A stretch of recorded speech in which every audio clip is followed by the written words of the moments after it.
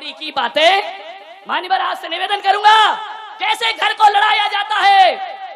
एक बहू है, अपने घर में बैठी है, पड़ोसी आ गई आग लगाने। अब बैठी, बातचीत की, नाश्ता किया, चाय पिया, और जो भी बिस्किट बिस्किट उसने खिलाए खाई। अब मालूम है कैसी आग लगाई उसने, घर में कैसे फूंका जाता। कुछ लोग ऐसे ही होते हैं जिनका काम आग लगाना हुआ करता है। कुछ लोग ऐसे होते हैं जो पेट्रोल लिए बैठे रहते हैं कि कब जिनकारी भड़के और पेट्रोल डाल दिया जाना चाहिए। कुछ लोग ऐसे होते हैं समाज में। वो महिला गई, चाय पी ली, नाश्ता कर ली, जाते समय बहू के कान में बोल गई कि बहन अब मैं चलती हूँ। अब बताओ ये बात कान में बोलने की क्या जरूरत थी। ये तो सामने ही बोल देती ना कि अब मैं चलती हूँ। सासू ने कहा क्यों री, क्या बोल रही थी वो, जल्दी बता। अरे अम्मा जी कुछ नहीं। भाई चुप, कैसे नहीं बोली। अरे अम्मा जी यही बोल कर गई है वो कि मैं चलती हूँ। चुप, ये बात कोई कान में बोली जाती है। जरूर मेरे खिलाफ भड़का रही होगी, और तू भी उसके पक्ष में बोल रही है।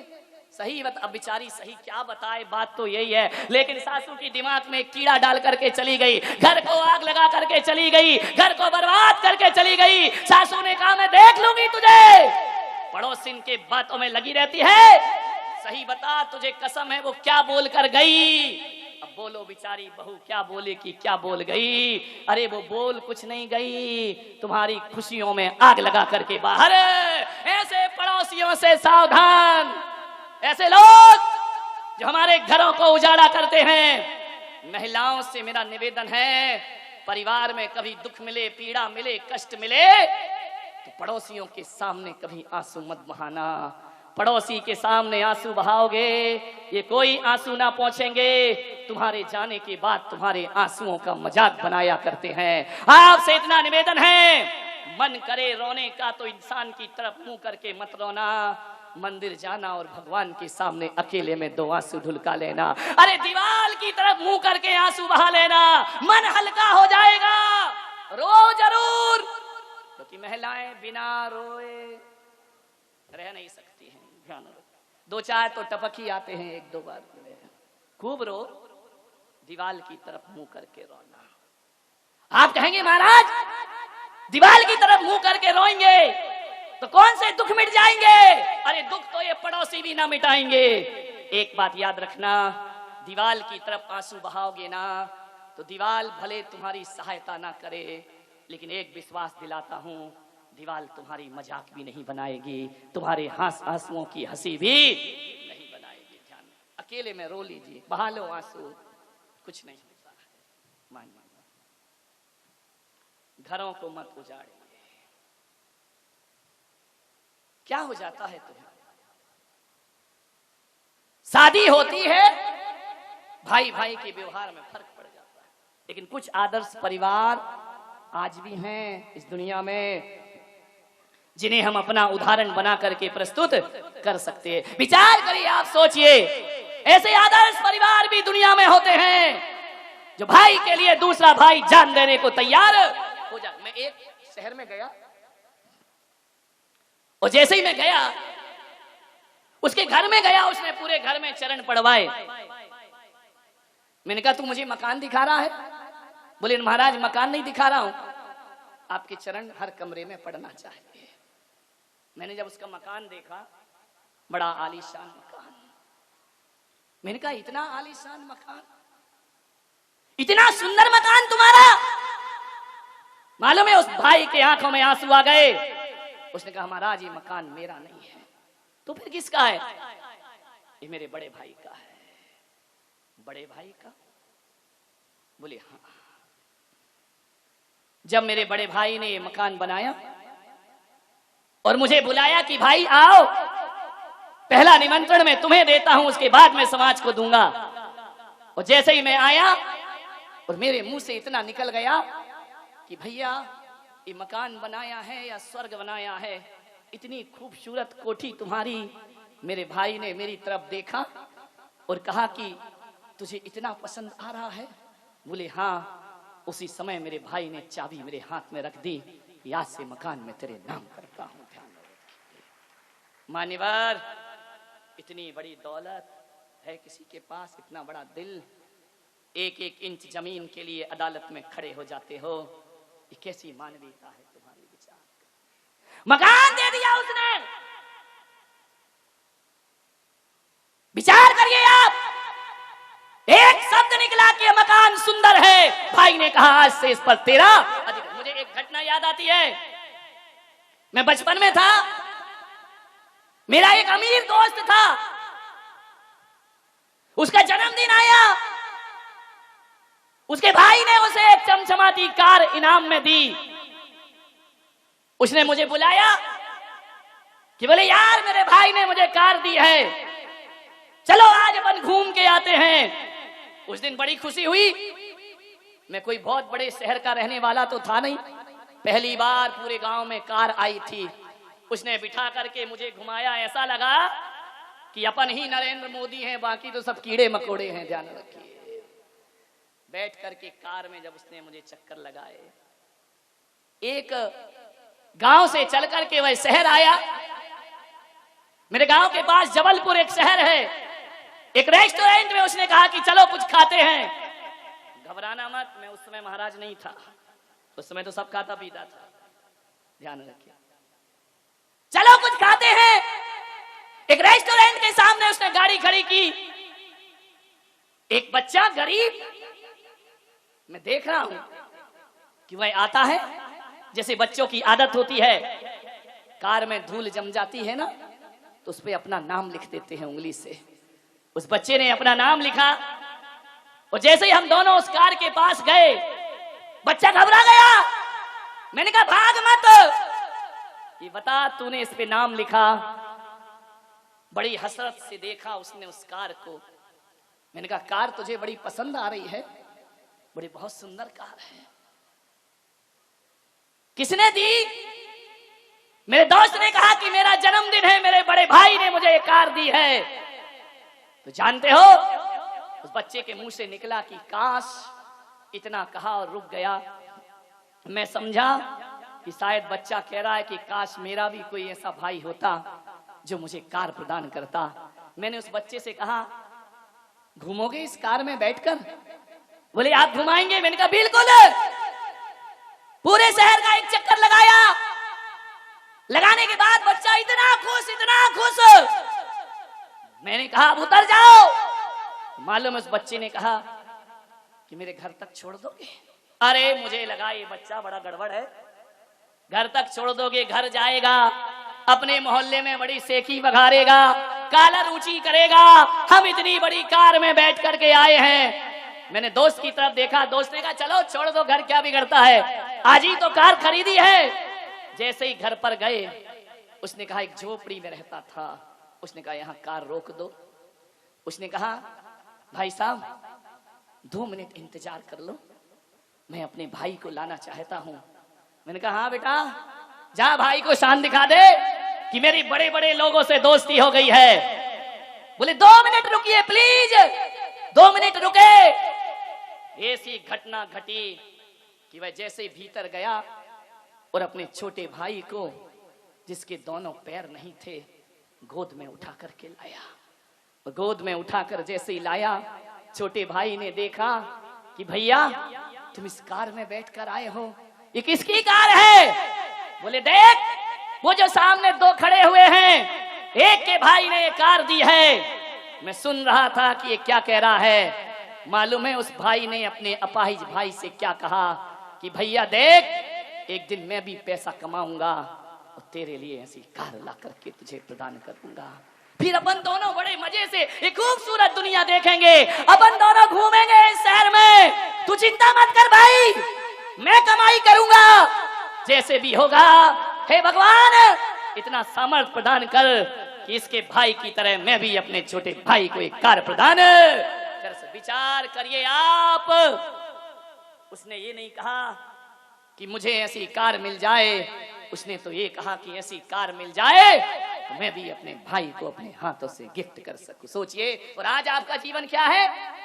आपके पास स्कूटर है, यदि बड़ा भाई कार ले आता है तो इंजन उतना नहीं जलता जितनी तुम्हारी छाती जला करती है। ले आया कार, बेईमानी की कमाई है, नंबर 2 की कमाई है। ये सारी गालियां तब निकलती हैं जब आदमी अपने आप से और किस्मत से हारा हुआ होता है। ध्यान रखिए, आपके पास यदि सामर्थ्य ना हो तो गाली निकलेंगी। ध्यान रखिए, जो आदमी जितनी गाली बकता है, जो आदमी जितना जोर से चीख करके बात करता है, वो भीतर से उतना ही पुरुषार्थहीन आदमी हुआ करता है। वो भीतर से उतना ही खाली होता है, उतना ही रिक्त हुआ करता है, उतना ही भयभीत हुआ करता है। ध्यान रखिए, कहा क्यों गालियां दी एक भाई को? तुम कार नहीं ला पा रहे हो तो भाई की कार बेईमानी की हो गई, और तुम ले आते तो ईमानदारी की हो जाती। ये भाई के फर्ज नहीं होते हैं। भाई का फर्ज याद दिला रहा हूं कि आपको तो ये सोचना चाहिए, अरे खुश होकर के जाके भाई के पैर छूना चाहिए कि वाह रे भाई, तू कार लेकर के आया, कम से कम इस मोहल्ले में एक कार तो आई। यदि प्रेम के व्यवहार रखोगे तो कभी बीमार पड़ोगे तो ये सोच लेना कि इतना तो मेरा भाई है कि बीमार पड़ूंगा तो ये कार में मुझे अस्पताल तक तो जरूर छोड़ेगा। ये खुशी नहीं मनाते हो, तुम अपने भीतर जलन पैदा करते हो, ईर्ष्या पैदा कर। अरे खुश होना चाहिए। अरे भाई के घर कार आई तो लगना चाहिए अपने ही घर में कार आ गई। इतना अपनापन अपने भीतर पैदा करो। हम तो उस देश के लोग हैं कि पड़ोस में अभी सहनाई बजती है किसी बेटी की शादी की तो हमारे दिल झंकृत हो जाया करते हैं। पड़ोस में यदि खुशियां मनाई जाती है तो हम भी उनकी खुशियों में शामिल। फिर क्या बात है कि भाई की खुशी बर्दाश्त नहीं होती है, पड़ोसियों की खुशियां बर्दाश्त हो जाया करती हैं। अरे खुश होना चाहिए। एक भाई तरक्की कर रहा है, अपनी छाती गर्व से चौड़ी हो जाना चाहिए। एक भाई उन्नति कर रहा है, अपना माथा ऊपर उठ जाना चाहिए। मेरे गुरु आचार्य पुष्पदन सागर जी महाराज एक ऐसे आचार्य हैं, यदि उनका शिष्य प्रभाव ना करता है ना तो वो शिष्य की टांग नहीं खींचते हैं, छाती चौड़ी करके कहते हैं मेरा बेटा है और मेरे महावीर की ध्वज को आकाश में फहरा रहा है। ये सद्गुण होना चाहिए हमारे जीवन में। ध्यान रखिए, एक दूसरे से जलन, एक दूसरे से ईर्ष्या, एक दूसरे से कपट, रंचक दगा बहुत दुखदानी, सुख पावे संतोषी। खुशियां बांटिए दुनिया को। क्या दे सकते हो आप किसी को? खुशियां ही तो दे सकते हो। खुशियों के 2 फूल तुम्हारे मुख से नहीं झरते हैं। हर वाणी में बारूद भरा हुआ है, हर वाणी में कांटे चुभा करते हैं। ध्यान रखिए, अरे 2 शब्द अच्छे बोल दोगे तो क्या बिगड़ जाएगा तुम्हारी खानदान का? 2 शब्द अच्छे बोलोगे तो पुरखों का मान बढ़ जाएगा। ध्यान रखिए, प्रेम के शब्द चाहिए। दौलत ना हो तो भी चल जाता है। मान्यवर, नारी एक संकल्प करे कि मैं किसी भी परिस्थिति में अपने घर को नहीं टूटने दूंगी, अपने घर को नहीं बिखरने दूंगी। लड़ते तो भाई भाई हैं, इल्जाम पत्नी पर आया करता है कि जब से शादी हुई है तब से भाई भाई के दुश्मन।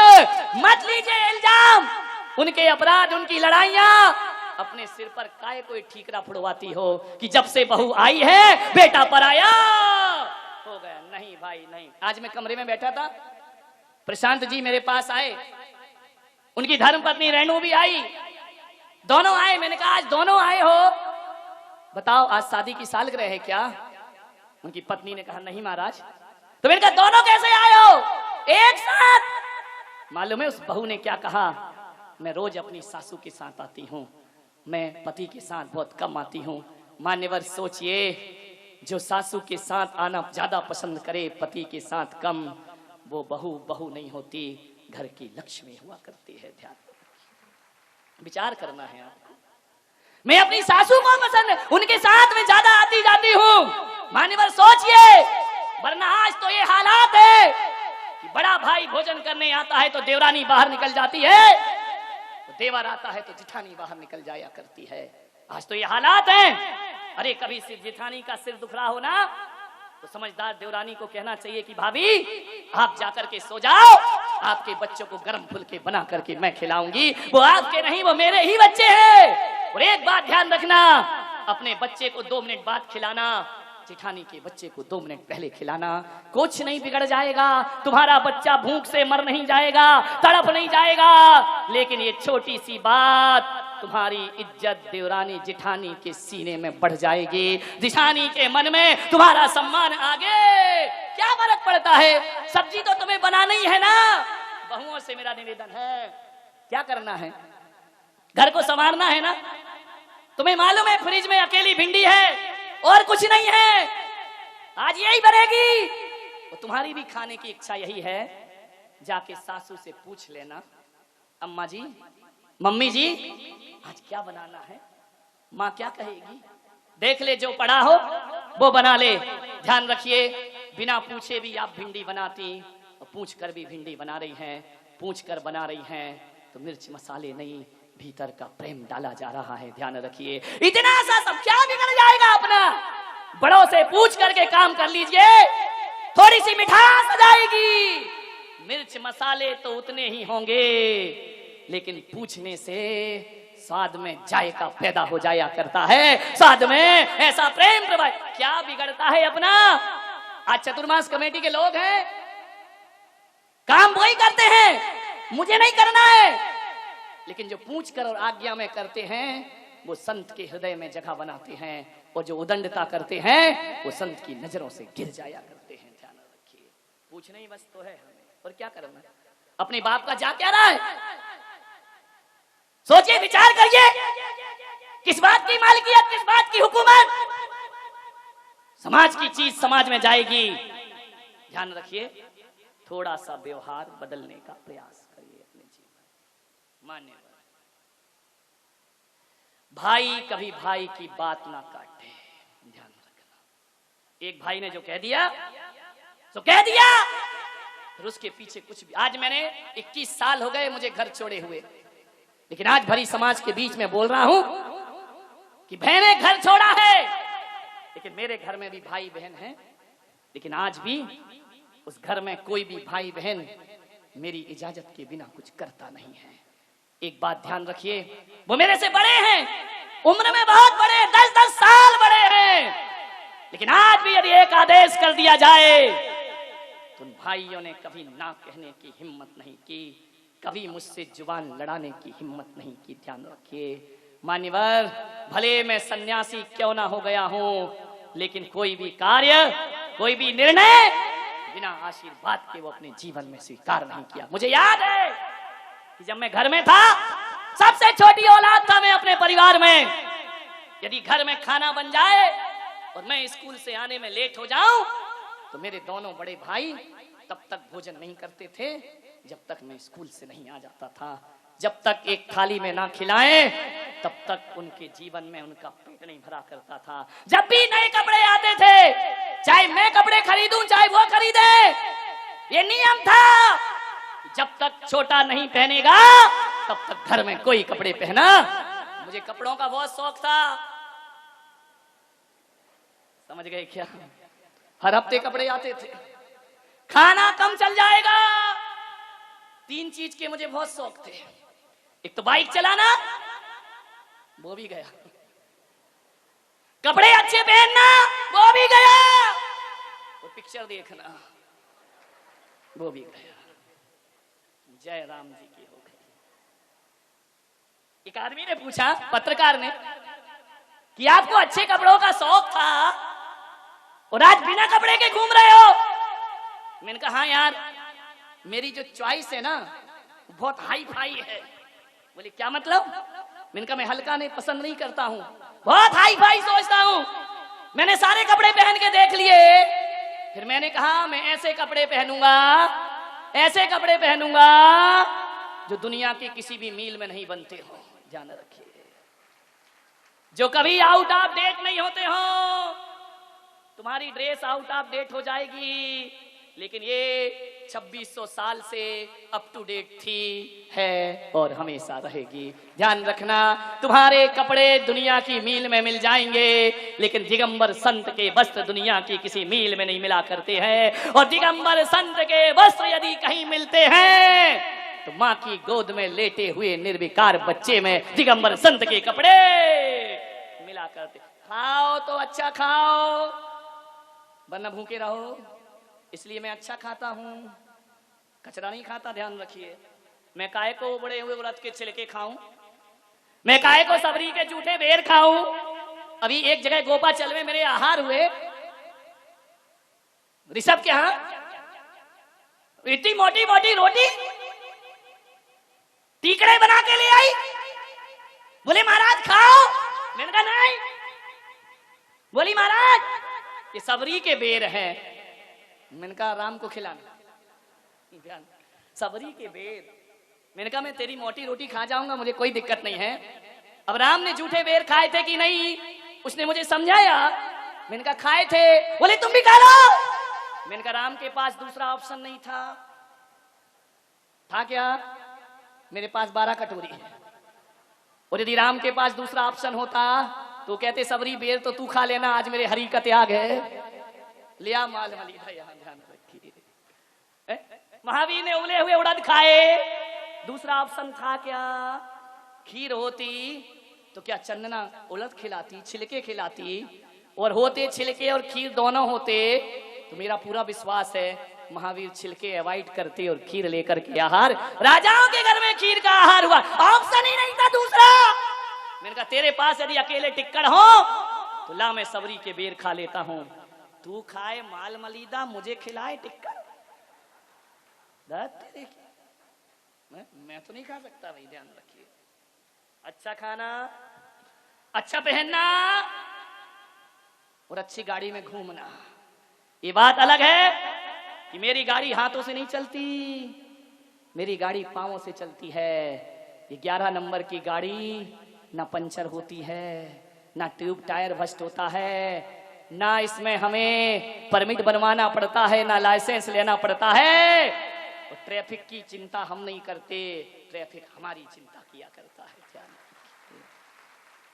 मान सोच, प्रेम रखिए जीवन में, दीपक 12 प्रेम का, प्रेम का दिया जलाओ, और प्रेम के दिए में मीठी वाणी का तेल होना चाहिए। ध्यान रखिए, कितना भी प्रेम हो, वाणी में जहर घुला है तो प्रेम की हत्या हो जाया करती है। ध्यान, भाई कभी भाई की बात ना काटे।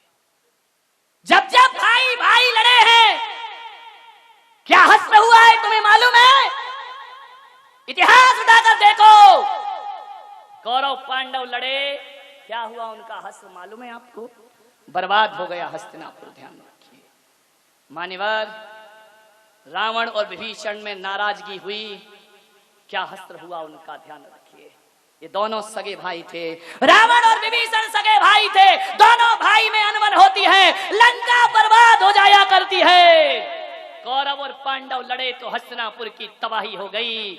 एक बात ध्यान रखना, जब इस दुनिया में ये तो हो गए पुराने लोग, भरत बाहुबली लड़े, क्या अंजाम हुआ दोनों का? दोनों के हाथ में 6 खंड छूट जाया करते हैं, दोनों संन्यास की धारा में बह जा। भरत बाहुबली का युद्ध आपने देखा है, कौरव पांडव का युद्ध आपने देखा है, रावण और विभीषण के बारे में भी देखा है। और एक बात और याद रखना, ये तो पुराने इतिहास हो गए, लेकिन जब कोई आज के युग में प्रमोद महाजन और प्रवीण महाजन लड़ते हैं तो हश्र क्या होता है वो आप देखा करते हैं। आपके सामने उनका हश्र हुआ है, जब कोई मुकेश अंबानी, अनिल अंबानी आपस में झगड़ा करते हैं तो मीडिया के फ्रंट पेज की कवर बन जाया करते हैं। मेरे भाई विचार करिए, ये सगे भाई हैं, विचार करना, फिर इतिहास से देकर वर्तमान तक। अरे तुम सगे भाइयों से अच्छे तो वो सौतेले भाई होते हैं, जो राम लक्ष्मण और भरत शत्रुघ्न जैसे आपस में जिया करते हैं। राम लक्ष्मण सगे भाई नहीं थे, सौतेली माँ के पुत्र थे। भरत शत्रुघ्न सौतेली माँ के पुत्र थे। नकुल सहदेव सौतेली माँ के पुत्र थे, लेकिन इन्होंने ऐसा परिचय दिया, एक खून और सगे भाई भी वो परिचय दुनिया में स्थापित नहीं कर पाते हैं। भ्रात धर्म निभाया इन्होंने। मालूम है तुम्हें, राम जी को वनवास हुआ, लक्ष्मण दौड़े दौड़े मां सुमित्रा के पास गए। मां सुमित्रा, आंखों में आंसू लक्ष्मण के। मां सुमित्रा कहती है कि भाई बेटा लक्ष्मण, ये बड़ा अनर्थ हो रहा है इस अयोध्या में, राम जी को वनवास दिया जा रहा है 14 वर्ष का। लक्ष्मण ने कहा कि मां, मैं तेरा पुत्र हूं, यदि बड़े भाई को वरदान मिलता है तो छोटे भाई को भी तो कुछ वरदान मिलना चाहिए ना। सुमित्रा ने कहा वरदान मत मांग, इस खानदान में वरदानों की क्या दशा होती है तुझे मालूम है, बस वरदान मत मांग बेटा, तुझे जो मांगना है वो मुझसे मांग ले। मां, मुझे तेरा वरदान चाहिए। हाँ, ये बेटा अपनी मां से भीख मांगता है वरदानों की।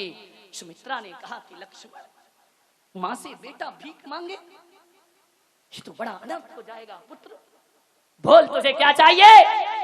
बोले मां वचन दे। वचनों की क्या जरूरत है पुत्र, रघुकुल रीत सदा चले आई, प्राण जाए पर वचन न जाए, ध्यान रखिए। बोल पुत्र, तुझे क्या चाहिए? मां, एक वरदान दे दे मुझे। बोले क्या? बोले मां, बस एक ही वरदान मुझे चाहिए। वो वरदान इतना कि मेरे भैया के साथ मुझे भी 14 वर्ष के लिए वनवास में विदा कर दे, अपना हाथ मेरे सिर पर रख दे और मुझे आज्ञा दे कि जाओ लक्ष्मण, बड़े भाई को पिता ने वनवास दिया है, छोटे भाई को माता वनवास दिया करती है।